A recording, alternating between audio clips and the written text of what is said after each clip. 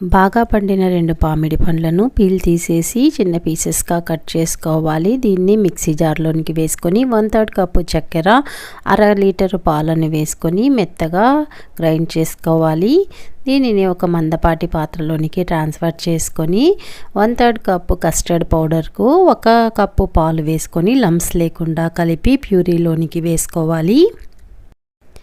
కొద్దిగా ఇలాచీని వేసుకొని 2 స్పూన్ల జిలేటిన్కు 1/2 కప్పు పాలు వేసి లంప్స్ లేకుండా కలిపి అది కూడా ప్యూరీలోకి వేసుకొని బాగా కలుపుకొని స్టవ్ మీద పెట్టి దగ్గర పడేంత వరకు ఉడికించుకోవాలి.